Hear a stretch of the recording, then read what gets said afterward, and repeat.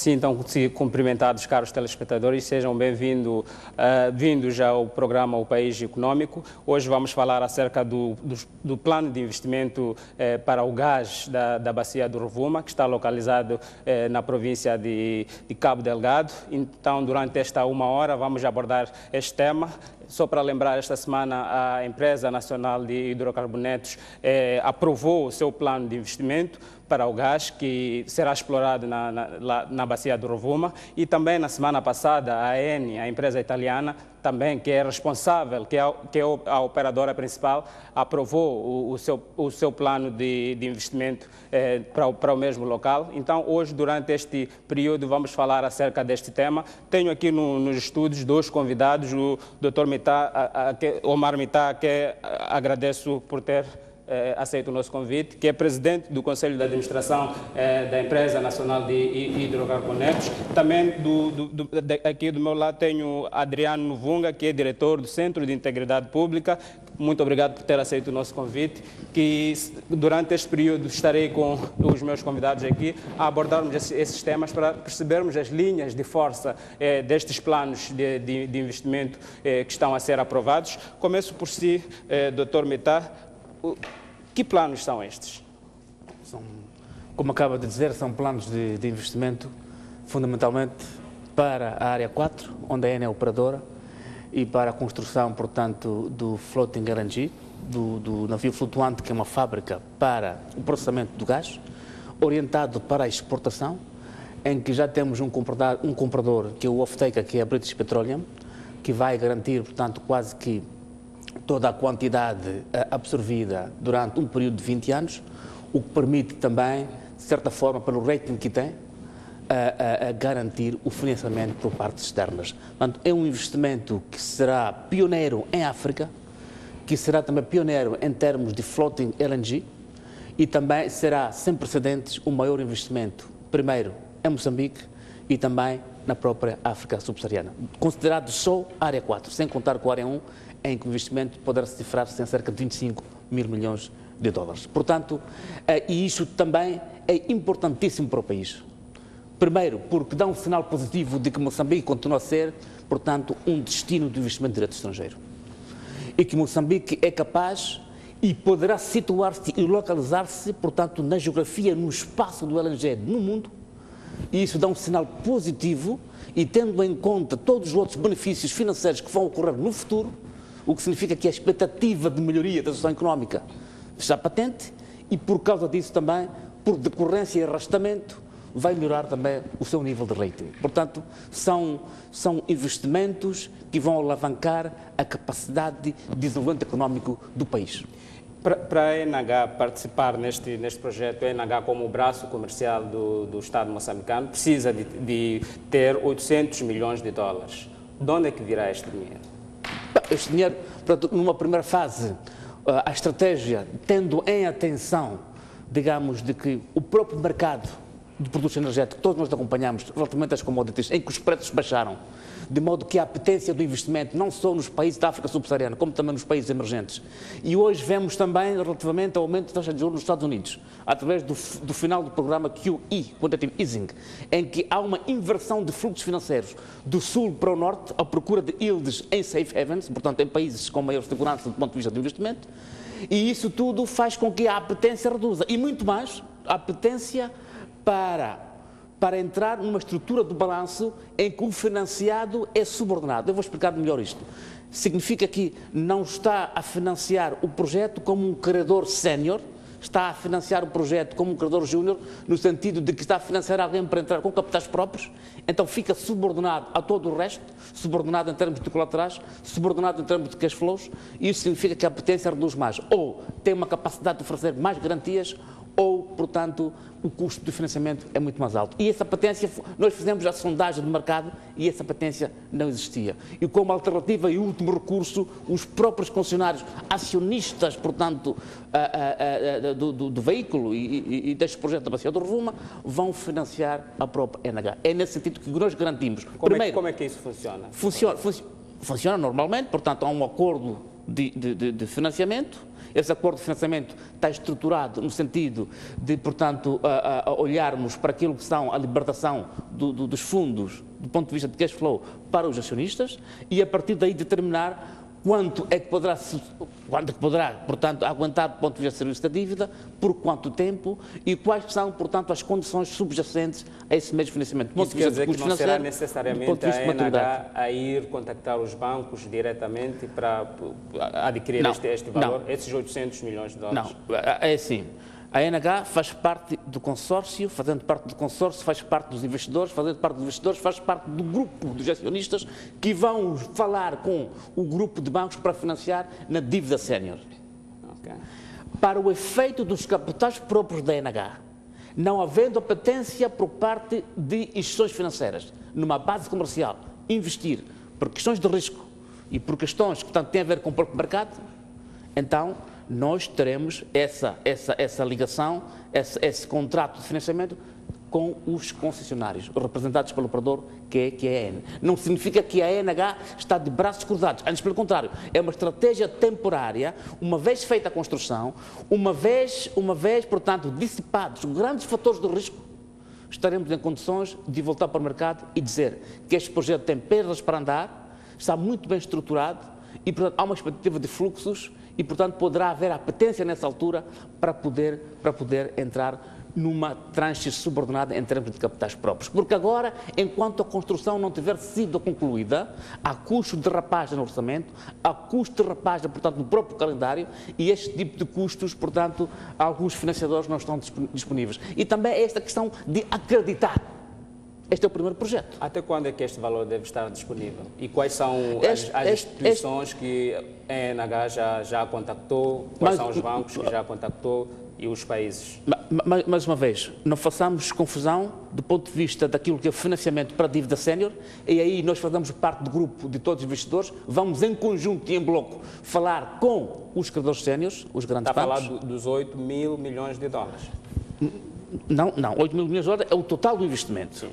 Uma parcela será capitais próprios, onde os investidores entram com o seu balanço, e outra parte será por capitais alheios, em que vamos ter com investidores, portanto, com instituições financeiras. Estou eu a dizer que nesse contexto em que os concessionários vão ter com instituições financeiras, a ENH também está com os outros. Neste caso, o que eu disse, há duas fases. A primeira fase em que estamos a negociar com os concessionários, que neste caso é o CARE, portanto, que vamos ser financiados, e numa segunda fase, em que este trabalho já está a começar, já começou, já tivemos alguma sondagem do mercado e vimos que não havia potência, foi aquilo que eu expliquei, e também vamos contratar os bancos. Mas é como a ENH que pretende refinanciar o seu capital próprio, que foi financiado numa primeira fase pelos concessionários. E só para clarificarmos aqui, qual é o valor? Esta parte que a grosso ENH modo, terá que... 10%, grosso modo, 10% são 800 milhões na fase de desenvolvimento. E também tivemos um investimento de cerca de 1 bilhão, portanto, são 100 milhões de dólares, 10%, na fase de exploração. E aí a fase de exploração, as condições já estão no contrato de concessão, em que é LIBOR mais 1%, portanto, muito mais reduzido relativamente ao custo, portanto, do capital do mercado. Ok. Vou agora falar aqui com o Dr. Adriano Vunga. Como é que olha para estes projetos que já estão a ser, esses planos de investimento que estão a ser aprovados? A esta altura, numa altura em que o país não goza de boa saúde em termos políticos, económicos e financeiros? Bom, muito obrigado. Boa noite, telespectadores. Eu penso que essas são boas notícias para o país. O país já precisava de uma notícia deste tipo. O país está a passar por uma situação de crise económica e financeira, que precisa de ter um projeto desses para voltar a atrair, digamos assim, os investidores que se afastaram de Moçambique pelos problemas que nós conhecemos. Então, aí penso que todos que estão envolvidos, a ENH, o governo, estão de parabéns por ter conseguido, e penso que os timings em que no início do ano houve o plano de desenvolvimento, depois os acordos de compra com a BP e agora o Final Investment Decision, que também tem que ver com alguma garantia de contacto com os bancos de que vão ter o dinheiro, etc. Penso que isso é uma coisa muito importante. Agora, há aqui questões muito importantes a serem consideradas.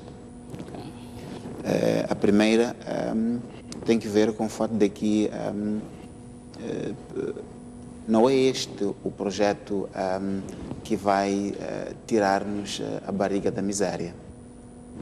E não é este, em primeiro lugar, porque este é flutuante, acontece lá no mar, é um projeto importantíssimo, primeiro, porque o tempo do investimento ao primeiro carregamento é relativamente curto, comparado com o outro, que os investimentos têm que ver com a parte da terra, e tem um nível reduzido do capital necessário, justamente porque não envolve grandes construções, pipelines para a terra, etc.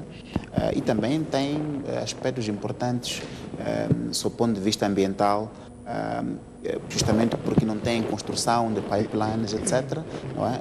Que faz com que seja um projeto muito atrativo. Quer dizer, é mais fácil operar é mais fácil para o operador, o consórcio, avançar com este projeto. A questão é aí onde está a questão. Não há nenhum projeto flutuante a operar neste momento. O consórcio está a tomar uma decisão importantíssima. Estas plantas flutuantes são muito preferidas nas áreas onde o recurso está numa área recôndita e nas áreas também onde a construção de pipelines para a terra é muito complexa, como na Austrália. Mas neste momento não há um único projeto flutuante em funcionamento. Daí um pouco, acredito, as dificuldades para o investimento que o Dr. me está a fazer referência. E, então, enquanto estamos muito satisfeitos porque temos um projeto, é preciso considerar que estamos a navegar em águas ainda não muito conhecidas. No mundo não há, neste momento, um único projeto em financiamento, mas acreditamos que... um projeto dessa natureza. Exatamente, que já se tem todas as garantias. Mas, como eu dizia no início, que não é neste projeto que vamos ter a barriga da miséria. Em primeiro lugar, porque estes volumes de financiamento que vêm não vêm para o país para fazer as construções, contrariamente a um projeto que envolve construções para terra, porque as construções são modulares. Este dinheiro todo vai diretamente aos construtores que vão fazer a plataforma flutuante. Portanto, este dinheiro não vem para o país. Portanto, aquilo que é a expectativa que se tem em dar oportunidades de emprego aos moçambicanos, isso não vai acontecer através deste projeto. A tão esperada... Essa é uma das desvantagens de fazer um projeto desses no meio do mar. Sim. Como o próprio Dr. Mitar reconheceu, o projeto está estruturado para exportação. Portanto, não está voltado para possibilidades do desenvolvimento através do gás doméstico, etc.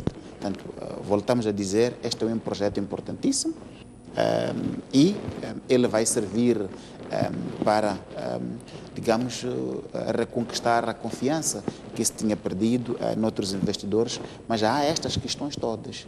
E, agora, é preciso separar também um bocadinho aquilo que é a participação da ENH como empresa do Estado, uma empresa pública do Estado, que detém 10%, daquilo que é o quinhão que é esperado que o governo, que o Estado moçambicano tire.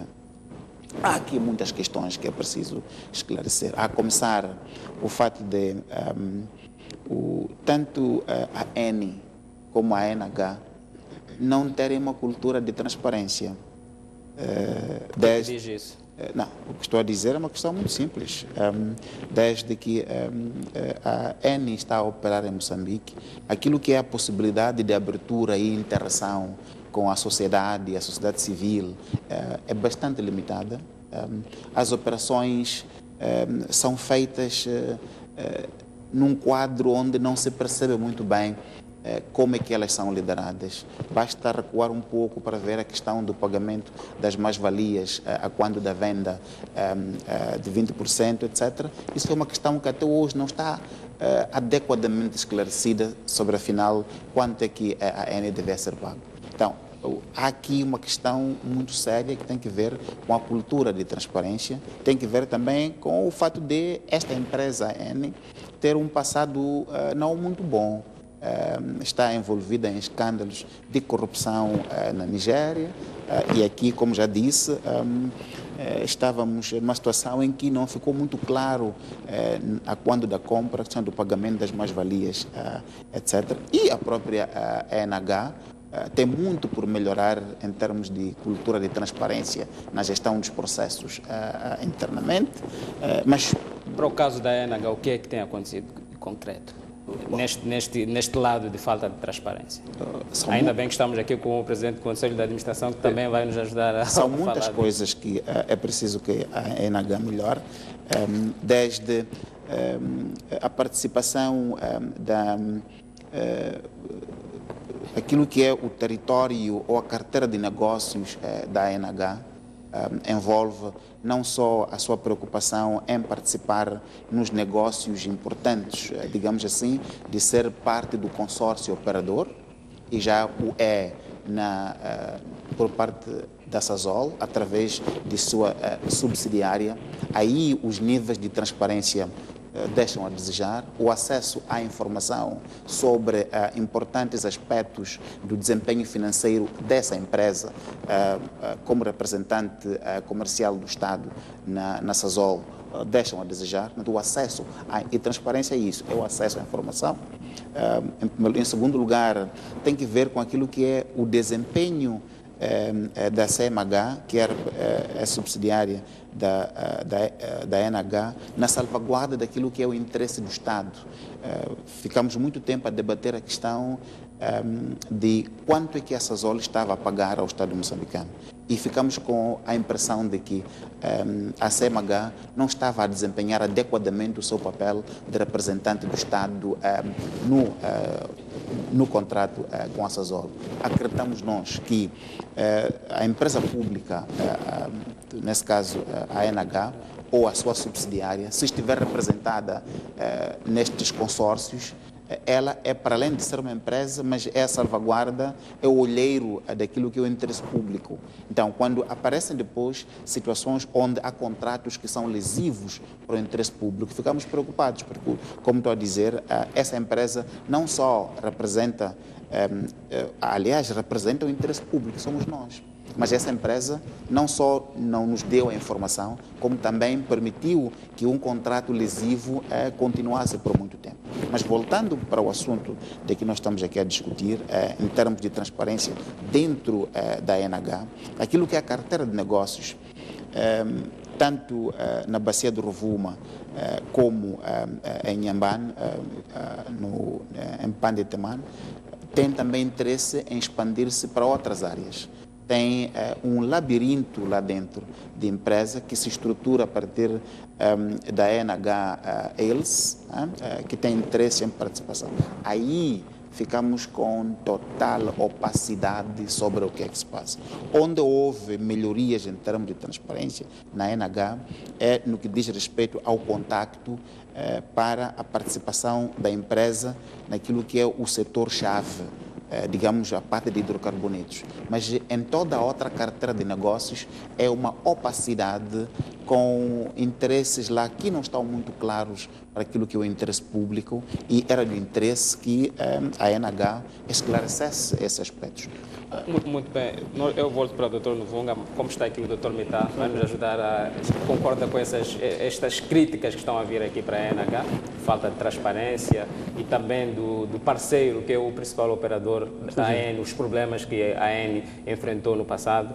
Quer fazer algum comentário em relação a esses dois aspectos? Primeiro, dizer de que nesta indústria, portanto, tudo o que é profissionalismo, ética, transparência, consideração do interesse primário do cliente, é uma coisa que é fundamental, até porque estas empresas também estão cotadas em bolsa, e estando cotadas em bolsas têm a função primária de dar informação. Essa informação muitas vezes é pública e, portanto, sendo pública, porque é o dever de informar quando alguém, de facto, faz aquilo que é a venda pública de ações. E, portanto, são estruturadas também do ponto de vista de um conjunto de governance que é fundamental no procurement, e quando há também desinvestimentos que são feitos, há todo um conjunto de legislação, primeiro do país anfitrião, depois o conjunto de, digamos, regulamentação que diz como é que os concessionários operam entre si e, portanto, se existe alguma opacidade, como diz o Dr. Novunga, no que diz respeito às questões das mais-valias, eu creio que a entidade competente, numa relação jurídico-fiscal, em que o sujeito ativo é, por excelência, o próprio Estado, aí, portanto, cabe ao Estado, de facto, verificar, auditar e apurar a diferença, portanto, para ter qual é o valor do ganho de capital envolvido nessa venda e, portanto, tributar devidamente. E, portanto, não vejo outra entidade que tenha esse papel, senão o próprio Estado. Portanto, fico preocupado quando diz de que não houve transparência nessa transação. Isso significa avaliações. Às vezes, quando a avaliação não é comum ou não há consenso, há uma arbitragem através de uma avaliação independente e profissional, e esses serviços são pagos, são feitos, e, portanto, para depois chegar-se a um consenso. E isso também é feito entre os que vendem e os que compram para chegar ao preço, porque toda transação envolve um preço. Relativamente no que diz respeito, primeiro, à Empresa Nacional de Hidrocarbonetos, penso que o Dr. Novunga demos um sinal inequívoco, mesmo durante este ano, ou ano passado, já não me recordo, em que fomos, portanto, convidados e participámos de uma forma muito ativa. E participámos numa sessão plenária organizada pelo CIP, em que abrimos os nossos livros, em que deixamos que a plateia fizesse as perguntas que fizesse e nós estivemos presentes, e também já dialogamos também com o CIP, com o Dr. Novunga, e, portanto, esta interação com o CIP tem continuado. Pode-se dizer que este comportamento está a começar agora com a nova direção? Não posso falar dessa forma, porque não fica muito bem. Nós estamos a dar continuidade no trabalho que vem sendo feito e é com essa postura que nós queremos continuar. Portanto, não vamos olhar para o passado ou criticar o passado, porque também esse passado construiu coisas boas, não é? E hoje estamos a dar continuidade.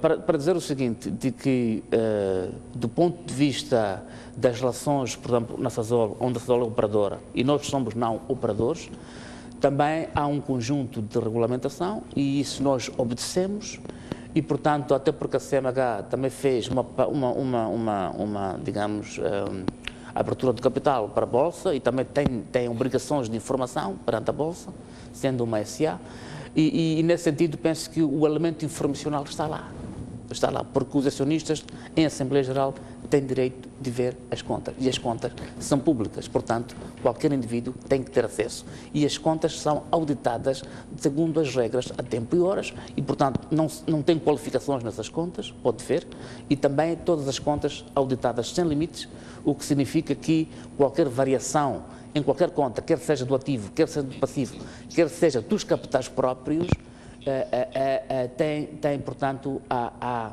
análise independente desse mesmo auditor, e essas auditorias também são rotativas, primeiro. Segundo, os próprios auditores também não estão engajados em ações de consultoria. Existem muralhas chinesas entre quem faz auditoria e quem faz consultoria. E isto está agora a vigorar, e tem vigorado. Está a vigorar. Portanto, nós mudámos de PwC para KPMG para permitir essa mesma rotatividade. Há quem diga que este projeto, esses projetos da Bacia do Rovuma de gás são a salvação para a crise que o país atravessa atualmente. Constitui esta uma verdade? Por exemplo, há pouco tempo, um dos vice-ministros dessas áreas económicas disse que em 2 anos era possível pagar as dívidas que o país tem. Partilha desta opinião? Estes projetos têm uma característica, que é a característica de transformar de uma forma estrutural a própria economia, por causa do seu impacto. O impacto é muito grande, de facto. Por exemplo, só para dar uma ideia, é verdade que o floating LNG não tem uma construção dentro da terra. E por essa razão cria a impressão de que não há mobilização de meios e mão de obra e etc. E não se nota o impacto do ponto de vista local, ali. Mas não podemos esquecer que esta orientação para exportação é precisamente também tendo em atenção a questão da viabilização. Começamos a ter também para anti-demand, foi para exportar. Também aqui a forma de monetizar é a própria exportação, mas sempre tendo o desiderato, sempre tendo o objetivo primordial do país, da economia moçambicana, que é industrializar Moçambique, acrescer valor às suas matérias-primas, diversificar, reduzir assimetrias regionais, ter impacto, portanto, quer nas contas fiscais, quer nas contas externas, nomeadamente, transações correntes e balanço de pagamentos. Mas nesses 2 anos é possível, a questão que eu colocava, é possível tirar o país desta crise? Depende dos pressupostos relativamente ao preço. Porque os modelos financeiros... Enquanto os preços permanecerem assim constantes... Os preços não vão permanecer constantes porque o consumo vai aumentar, porque os contratos com o Médio Oriente e a Austrália estão a terminar, porque também alguns países que eram produtores, as suas reservas vão terminar, porque também alguns países que não eram exportadores ou importadores tradicionais do LNG vão entrar no próprio mercado. Portanto, há aqui game changers dentro do próprio setor. Acreditamos que o preço vai aumentar. Isso está a falar a médio e longo prazo? Daqui a 5 anos, para si, é médio prazo. Portanto, não está muito longe. Estamos a falar de 2022, que é, a partir dessa altura que é expectável que o país comece a exportar. Okay. E a partir do momento que o país começar a exportar daqui a 5 anos, já vai começar a encaixar receitas? Começa a encaixar porque a primeira molécula de exportação já tem royalty, que é um imposto que se sobrecarrega sobre a própria exportação. Portanto, já tem um royalty. E, por outro lado, quando está tudo contratualizado, imagina que você constrói uma casa. A casa, digamos, ainda não tem inquilino, ou ainda não acabou, ou não sei, tem a casa, mas sabe que há alguém que vai ocupar todos os apartamentos da sua casa. E esse alguém é uma empresa bem cotada. Com aquele contrato, se você precisa de dinheiro hoje, aquele contrato é de 5 anos, mas se quiser antecipar receitas, pode fazer. Portanto, há engenharias financeiras que se fazem. Quando as coisas estão bem contratualizadas, quando as coisas estão bem estruturadas, e este tipo de projetos são estruturados em project finance, e as pessoas envolvidas são pessoas das melhores que existem. Portanto, dos consultores financeiros, dos consultores legais e etc. Portanto, e em termos de tirar proveitos, num projeto que vai acontecer no meio do mar, é mais difícil tirar um país como Moçambique, tirar proveito desse tipo de projetos, em termos de mais postos de trabalho, em termos de fiscalizar a própria operação lá no mar? Esta questão que levantava aqui... São desafios, são desafios que penso que temos que nos preparar do ponto de vista da nossa defesa, do ponto de vista da geopolítica no Oceano Índico, do ponto de vista da geopolítica na própria costa oriental da África, em que temos Tanzânia, Quênia, e sabemos que o Sudão está dividido em Sudão do Norte e Sudão do Sul, já está a ver que em vez de ir para o norte, para o porto, quer vir para a Quênia. Portanto, esta região é uma região também que tem as suas características, de modo que é preciso salvaguardar os nossos interesses, é preciso salvaguardar os nossos recursos. Portanto, a questão da defesa e da fiscalização é importante e vai acontecer, porque isso é soberano. Quem é que vai fazer essa fiscalização? É soberania, não se discute. Okay. Quem é que garante a defesa das pessoas em Moçambique? Desculpe, é soberania, não se discute. Portanto, quando diz de que se isto não cria emprego, depende de como analisa. Depende de como analisa. Porque este projeto vai trazer benefícios do ponto de vista monetário. E trazendo benefícios do ponto de vista monetário, não é? Significa, primeiro, de que as contas fiscais, porque as receitas fiscais vão aumentar, e o Estado, portanto, com o seu papel de fiscalizador, de cobrador de receitas fiscais, e com o seu papel, portanto, digamos, de redistribuição de riqueza, não é? E o Estado também com o seu papel, digamos, de investidor, não é? Estamos a falar de infraestruturas, estamos a falar de agricultura, estamos a falar de diversos setores da própria economia. Portanto, os recursos financeiros, digamos, servirão para poder realizar programas de investimento e isso alavanca a economia do ponto de vista de saúde, da educação, das infraestruturas e também, por arrastamento, o emprego e todo o resto. Pode-se esperar isso só daqui a 5 anos? É isso que eu digo. Portanto, se tivesse tudo contratualizado, e eu dei o exemplo do apartamento para lhe fazer perceber de que mesmo antes das pessoas ocuparem essa casa, mas sabendo que alguém vai ocupar, e que vai pagar, e esse alguém é de confiança, está tudo bem estruturado, estão bancos envolvidos, aqueles bancos não têm dúvida nenhuma de que se quiser metade daquele dinheiro que vai receber em 5 anos, poderá receber muito antes. E isso significa que a questão do tempo não é questão de discussão, primeiro. Segundo, a questão de ser floating ou offshore também não significa que não haja proveitos, porque há recursos financeiros que entram. E entrando recursos financeiros significa maior capacidade de investimento, maior capacidade de redução das simetrias regionais, maior capacidade de realização dos programas económicos e sociais do próprio país. E ainda mais, a melhoria do rating do ponto de vista de crédito, o que significa também que estamos em condições de, quem quer que seja o credor, de que podemos sentar e dizer que esta é a nossa expectativa. E sendo esta expectativa, portanto, vamos negociar, seja o que for. Muito bem, nós só vamos observar agora um breve intervalo. Na segunda parte vamos tocar em outros pontos também que são importantes. Não saia daí, continue a acompanhar o programa O País Econômico.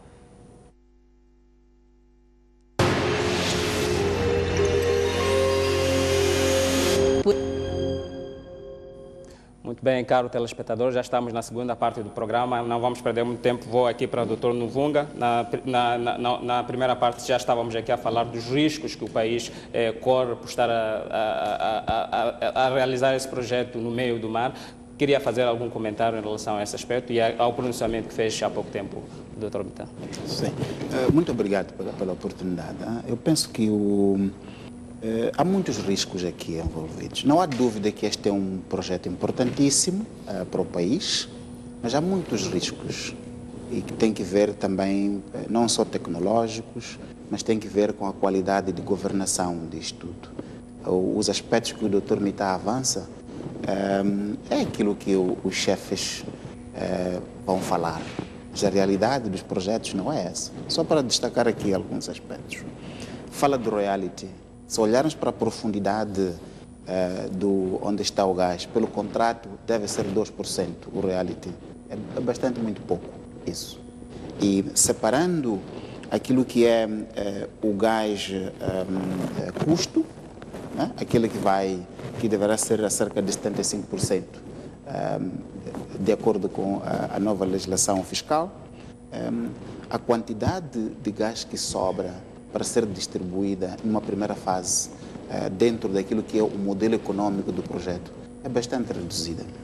Num quadro onde, primeiro, não conhecemos o preço de gás que foi acordado entre a Eni e a BP. Não conhecemos. Não há transparência sobre este aspecto. Acreditamos que deverá ser um valor bastante abaixo daquilo que se oferecia há 2 anos atrás, justamente porque os preços estão muito baixos. Quanto menor for o preço de venda, mais é o tempo que se precisa para a empresa recuperar os seus custos. E é com a recuperação dos custos que gradualmente vai aumentar o quinhão de gás destinado ao Estado, digamos, o Estado dentro do modelo econômico. Não estou a falar da NH, porque a NH entra como empresa como 10%. Estou a falar daquilo que vai para o Estado, para o Ministério das Finanças, através, em primeiro lugar, que é o royalty, em segundo lugar, o RPC e depois aquilo que vai para o Estado em termos de partilha de produção, porque o modelo adotado é aquele de partilha de produção. Isto vai levar muito tempo a acontecer. 5 anos são poucos. Bastante poucos. Por isso, quando o ilustre vice-ministro diz que em 2 anos, bom, ele fala mesmo com o ministro. Está a falar o ministro Rajendra. Sim, está a falar com o ministro. E os ministros são políticos, têm que falar essas coisas, mas a realidade do projeto não é essa. E aqui há uma outra questão, aqui nós chamamos de atenção, aquilo que é a extrapolação dos custos, que é a extrapolação que é habitual acontecer. Mas não só a extrapolação, há aquilo que é também a derrapagem dos custos que já fez referência. Neste momento, que ainda não temos nenhum projeto em funcionamento, os projetos que estão em construção na Austrália já vão em 30% de derrapagem dos custos. Ou seja, os custos vão subindo até este momento em 30%, justamente porque é uma tecnologia em desenvolvimento. Então, há muita coisa aqui envolvida, sob o ponto de vista de ganhos financeiros para o país, são mínimos neste projeto. Como já disse, o CAPEX, este investimento todo que vem, não vem para Moçambique, vai diretamente para as construtoras que vão fazer as infraestruturas. O dinheiro, uma vez iniciada a venda, esse dinheiro também não vem aqui para Moçambique. À luz da legislação aprovada, que nós criticamos, o dinheiro não vem para aqui. Vai diretamente lá para as contas offshore, a partir das quais há de haver compensação do pagamento. Para aqui, para Moçambique, virá apenas nessa altura o dinheiro para o pagamento de fornecedores mínimos de serviços e para o pagamento de salários. Portanto, todo o dinheiro fica lá fora. E há aqui uma questão importantíssima que tem que ver com a capacidade do Estado moçambicano, não só de fiscalizar a extrapolação de custos, mas também a capacidade de supervisão. E aqui, olhando para a sequência toda, o Dr. Marmita falou de 5 anos, na sua opinião, quanto tempo é que o país vai levar? Isso não posso dizer, não sei. O que estou aqui a apresentar são os vários... as várias etapas. Exatamente. Sim. Este projeto vai definir o futuro do nosso país. Mas esse futuro não é daqui a 5 anos, nem a 2, nem a 5 anos, como estão a dizer. Portanto, há muito tempo aqui envolvido, justamente, primeiro, porque este é um projeto que vai navegar em águas não navegadas antes, não conhecemos. E a incerteza tem que ver, primeiro, com a construção no alto mar. A tecnologia não está ainda definida. Em segundo lugar, não há ainda lições aprendidas sobre a gestão, porque não há nenhum projeto em funcionamento neste momento. E assinar estes contratos, dar esta autorização na altura em que o país se encontra, com dificuldades políticas, financeiras, não é muito arriscado para um país que pretende tirar proveito também destes recursos que possui?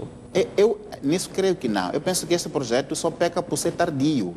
Já devia ter acontecido há muito mais tempo. E aqui penso que o atual governo fez um trabalho muito positivo. Iniciou ano passado, já deu passos muito importantes. E eu penso que é importante termos um projeto em funcionamento. Isso vai ajudar a dinamizar o setor e atrair. A única coisa que estou neste momento a dizer não é na velocidade a que está-se a dizer, porque são águas desconhecidas, por um lado. Há muitos custos, há muitas incertezas envolvidas e também há incertezas no domínio de governação. Primeiro, o Dr. Marmita está aqui, pode dar, o preço acordado entre a AN e a BP não é conhecido. E depois todos os custos inerentes, não só à construção, à operação e aquilo que tem que ver com a derrapagem também dos custos, justamente porque esta é uma área não navegada antes. Doutor Marmita, para bem da transparência, eu vou colocar mesmo agora esta questão do preço que foi acordado com a BP neste acordo que foi assinado recentemente. Bom, relativamente à questão do preço, este documento é um documento que foi assinado entre os concessionários e a British Petroleum. É um documento que ainda tem que ser, portanto, tem que ter um objection, evidentemente, o regulador do governo, e é um documento material não público e, portanto, não se pode divulgar o preço, até porque neste tipo de negociações, como sabe, há muita concorrência também e há projetos em andamento. O que posso dizer é que é um preço que tem uma formulação variável, porque está indexada ao preço do petróleo e, portanto, significa que se o preço do petróleo subir, e é isso que é expectável, que venha a subir, a formulação vai variando de acordo com os intervalos da variação do preço do petróleo. E, portanto, não há aqui um preço fixo e esse preço foi estruturado do ponto de vista económico para garantir a viabilidade do próprio empreendimento. Por isso que, nessa estruturação do preço, é o preço que está a ser influenciado por transações anteriores, de projetos anteriores, em que há um operador em Moçambique, há um comprador no outro país, e depois há um preço muito inferior, etc. Não vou mencionar aqui os nomes, e está a ser influenciado. Esta transação é completamente diferente, é uma transação, portanto, que tem que ver com um agregador. As condições de venda é free on board, significa que ele vem com o seu próprio navio, leva o produto e depois, como agregador, o risco de colocação do consumidor final é dele. Do transporte é dele e do risco é dele. Eu gostaria também, fazer algumas referências, porque o Dr. Mvunga está sempre a revisar a questão da tecnologia. Esta tecnologia é uma tecnologia já provada. O floating LNG de Moçambique não será o primeiro, já há um da Malásia, que já está operacional. É verdade que o prelude da Shell, portanto, teve algum atraso, mas aquilo é um monstro, de facto, não se compara com este de Moçambique, e, portanto, é uma tecnologia aprovada e os estaleiros da Coreia do Sul, portanto, já fizeram e vão fazer, e são eles que também vão fazer. Evidentemente que são tecnologias bastante complexas.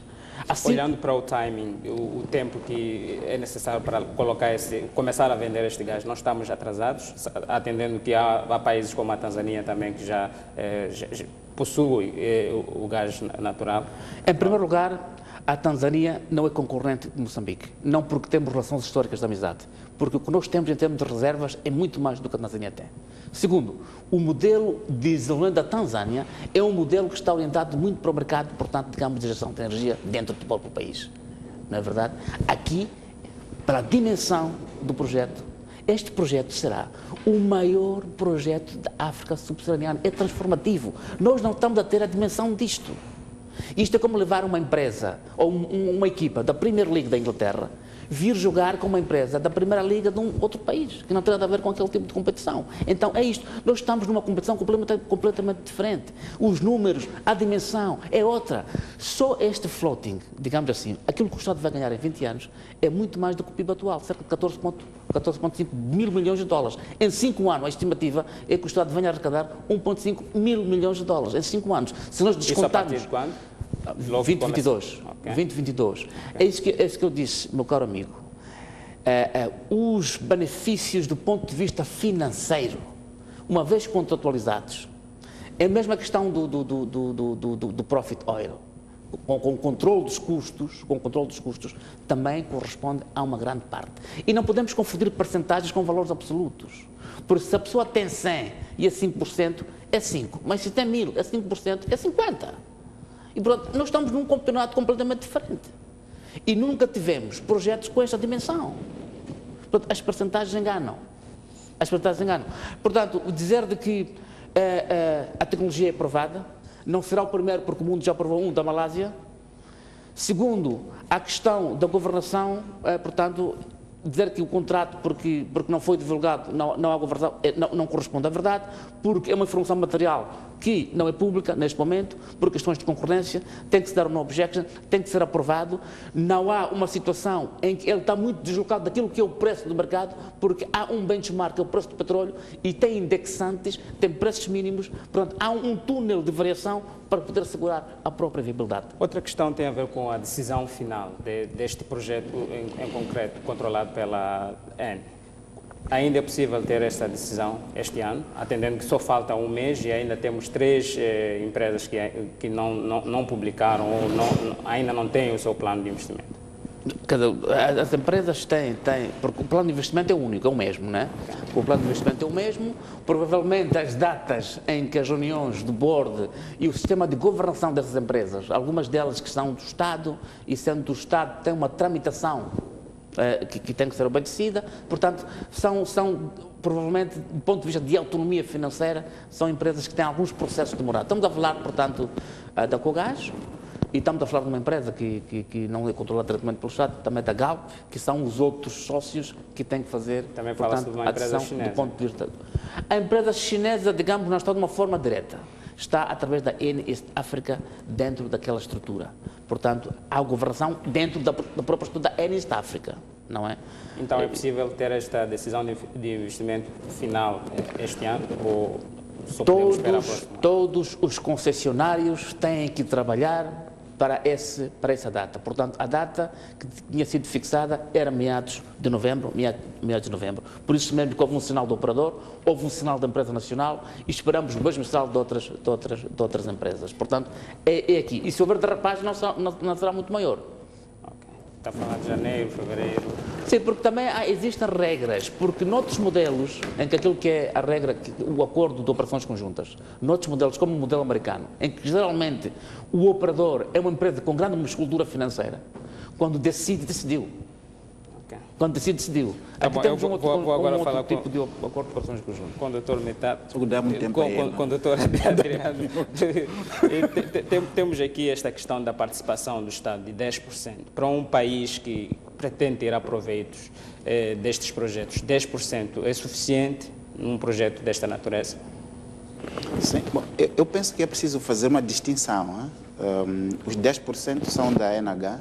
A ENH é empresa pública, mas não é, em minha opinião, através da participação da ENH que o Estado vai tirar o maior quinhão desses projetos. Como disse, há 3 formas: o royalty, o IRPC e a partilha de produção. E depois a parte, a parte da ENH. Eu penso que é importante. Nós todos apoiamos a participação da ENH nesses projetos.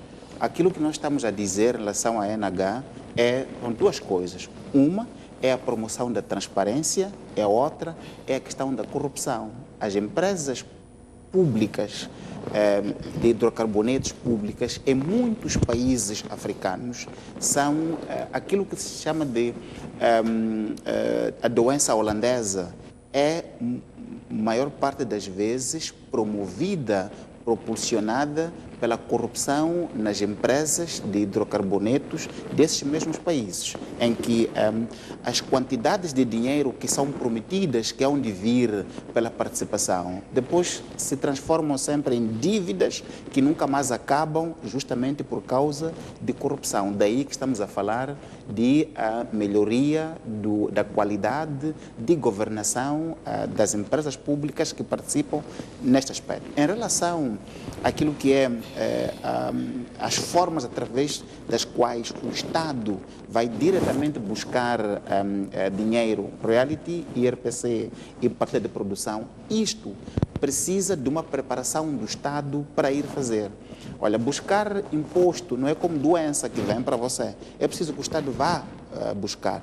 E passa, em primeiro lugar, por o Estado assegurar que os custos que as empresas, os operadores internacionais, o operador AN, vai declarar, sejam reais. A capacidade, essa questão também colocava para o Dr. Metade há pouco tempo, a capacidade parte do Estado moçambicano para fazer controle, para fiscalizar estes projetos, principalmente um projeto desta natureza que se encontra no mar, dentro do mar.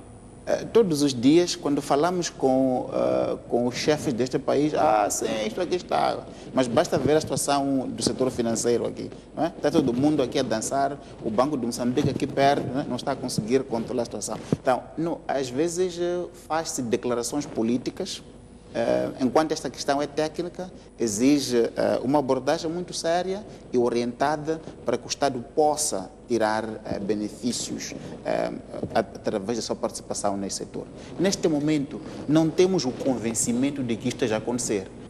Sempre se apresentam números, tantos moçambicanos estão a ser formados aonde? Nunca vimos. Nos dêem os contatos dessas pessoas, nos dêem os e-mails, podemos falar com eles. O que nós queremos é que o Estado se organize, se prepare para ir buscar o imposto nessas empresas e também propicie que a Empresa Nacional de Hidrocarbonetos se organize, cresça, para que vá num quadro de transparência e sem corrupção, ir crescer para tornar-se ela própria no futuro operadora, como aconteceu no caso do Qatar e outras, etc. Mas, como estamos a dizer, é preciso assegurar que a transparência e não corrupção estão salvaguardados. E, neste momento, a ENH, saudamos a ENH pelos passos que demos, não é?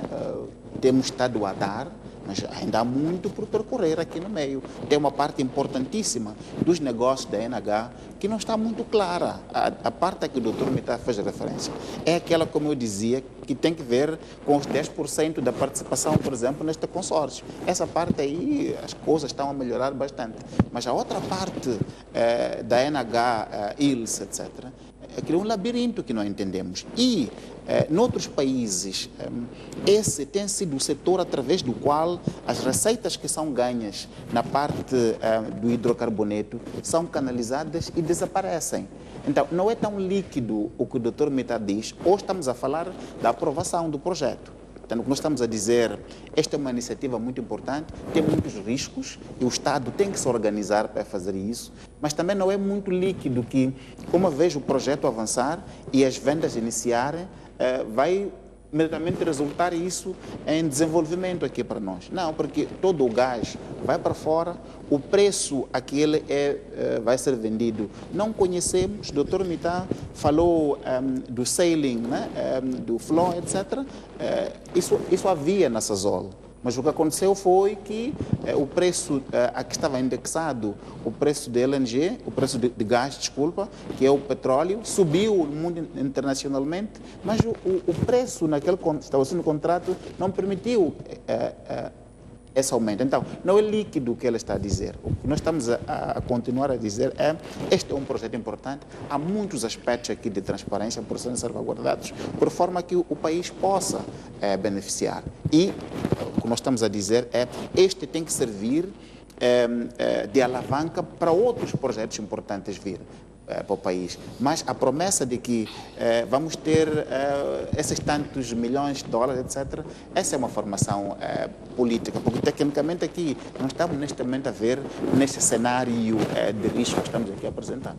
Muito bem. Outra questão tem a ver, o Dr. Mitá falava daqui da segurança que já existe das forças de defesa do país e levanta-se aqui um outro aspecto que é da formação.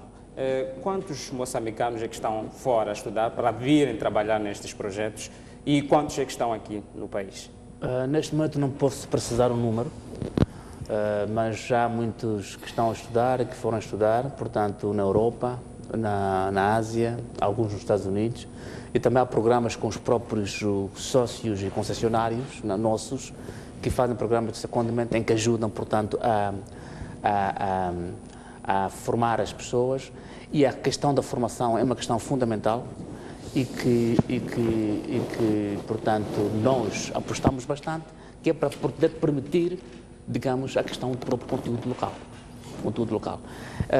Mas aqui também eu penso que há questões que foram tocadas pelo Dr. Nfunga, okay. E eu não resisto, portanto, porque quando diz de que a ANH não navega em águas de transparência, não navega em águas da corrupção, em falava razão... da Enils e outras ligações. E outras ligações. Eu acho que são oportunidades de negócio que qualquer empresa, num setor como este, tem que alavancar. E são oportunidades de negócio. E nós, como ENH, temos a nossa própria estratégia e, do ponto de vista da formação, digamos, de parcerias com o setor privado, nós temos um processo e teremos esse processo em que a escolha obedece um due diligence e um processo transparente só para ver de que, neste momento, por exemplo, fala muito da exportação, porque é a via que se encontrou para, de uma forma rápida, monetizar e viabilizar o próprio empreendimento. Não nos esqueçamos também que em Panda e Temane começou assim, com a exportação. E por que não se fala tanto dessas empresas, desde que, por exemplo, se lançou a primeira pedra em Pemba, por que não se fala muito da Enils e outras ligações da ENH? Repare que esse negócio está muito em função daquilo que vai acontecer também com os projetos de gás. E, portanto, não havendo o FID de uma forma oficial até esta parte, do ponto de vista daquilo que nós achamos, porque tudo é em razão da expectativa de geração de negócio.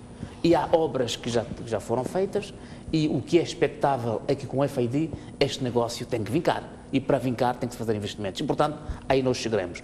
Do ponto de vista da transparência e da corrupção, como eu disse, nós escolhemos de uma forma transparente quem vão ser, portanto, os nossos parceiros e a partir daquilo que é a nossa estratégia. Não damos a reboque de ninguém. Este é um aspecto fundamental. E segundo, tudo é feito ao abrigo da própria lei. Nós também somos auditados, temos auditorias externas, temos auditorias internas, temos o Tribunal Administrativo, temos o princípio da rotação dos auditores, temos o princípio da rotação dos administradores. Portanto, tudo isto o que é para o bem da própria transparência, para que as pessoas não fiquem em zonas de conforto durante muitos anos e se esqueçam que estão com o bem público.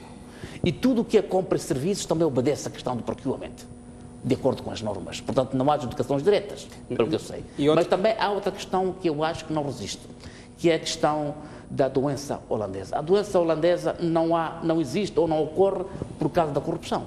A doença holandesa ocorre porque há um fluxo extraordinário de divisas que entram no país e como o país não está atento para poder fazer investimentos noutras áreas e diversificar noutros setores, como agricultura, pecuária, turismo, que é aquilo que nós queremos fazer, e já temos aqui o gás doméstico também de uma forma transparente com o concurso público, isso é de louvar por parte do Governo, e portanto vinca a questão da transparência e a questão do combate à corrupção.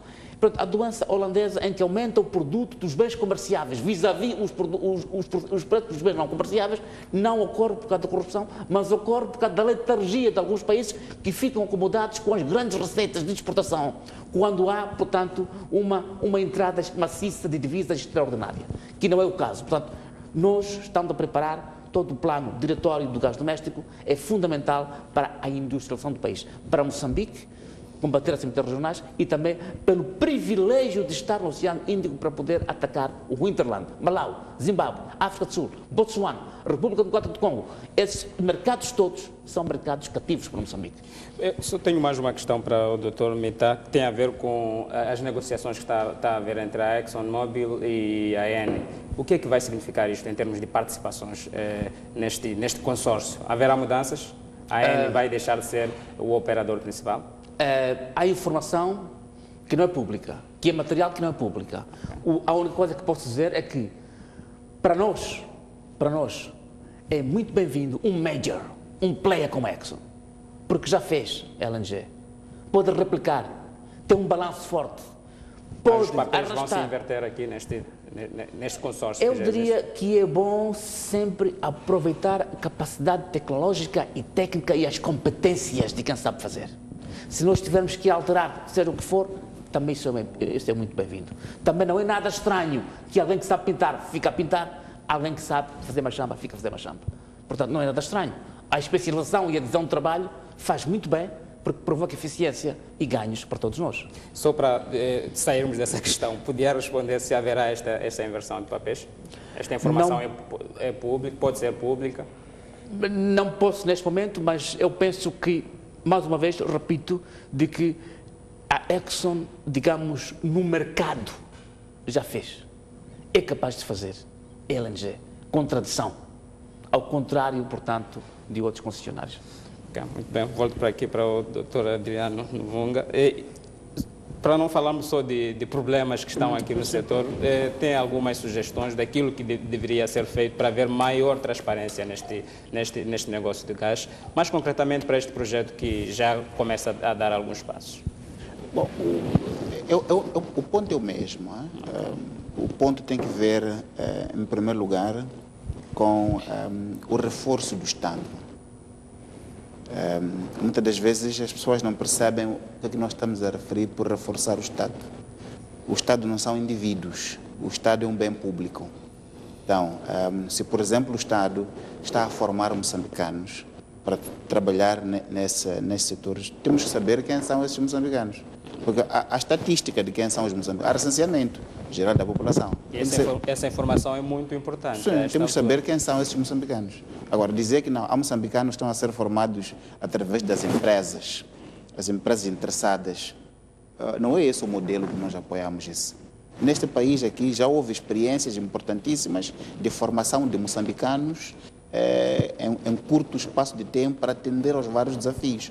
E hoje isso não está a acontecer, porque em muitos momentos, aquilo que é o interesse público compete com o interesse de alguns dirigentes, que não promovem de forma aberta e transparente a capacitação do Estado através de moçambicanos sem qualquer tipo de preferência, etc. Então, e mais uma vez, esta área da ENH Logistics, por exemplo, e nós voltamos a insistir nesta área, porque ela é importantíssima. Nos países onde já estivemos, ela é o veículo através do qual os ganhos que se fazem no setor dos hidrocarbonetos vão por ali e são depois distribuídos em conflitos de interesse e corrupção que a população não tem acesso. Então, era importante que, pela sua dimensão, pela sua preparação, a Empresa Nacional de Hidrocarbonetos, por exemplo, tivesse um momento em que vai ao Parlamento, por exemplo. Qual é o problema? Vai ao Parlamento, porque é lá onde que as grandes questões, pela centralidade da Empresa Nacional de Hidrocarbonetos, tinha que o Dr. Mitai ir ao Parlamento. As questões que estamos a dizer aqui ficavam bem ditas num pódio do Parlamento e vai receber as perguntas dos representantes do povo. Então, porque aqui é desta maneira como podemos construir o nosso Estado. Sendo este projeto aquele que é considerado Exatamente, a salvação exatamente. para, e, sobretudo, porque o Dr. Mitai destacou que este projeto e os outros têm um efeito transformacional da economia e da natureza do próprio Estado. Então, tal como acontece nos outros países, vamos criar condições dentro da lei para que não só hajam auditorias, nos termos em que o Dr. Mitai disse, mas vá ao Parlamento, porque é lá onde estão os 250 deputados. Então, é lá onde tem que apresentar esta informação para que, em primeira mão, os representantes possam saber o que é que está a acontecer. Então, pensamos nós que, desta maneira, vamos reforçar a transparência, por um lado, mas, por outro, vamos reduzir o peso político que recai sobre a ENH, sobre o Dr. Mitai, por parte do governo. Portanto, o governo olha para a ENH como sua empresa, mas não, a ENH é empresa pública e fica mais pública quando vai ao Parlamento. Muito obrigado, doutor Adriano Nuvunga, por ter aceito o nosso convite. O nosso tempo mesmo esgotou-se. Doutor Omar Mitai, também muito obrigado por ter aceito o nosso convite. Muito obrigado também ao caro telespectador que ficou desse lado a acompanhar o nosso programa. Nós terminamos por aqui, mas pode continuar a ver a restante programação da STV e nós voltamos próxima semana com mais temas da atualidade.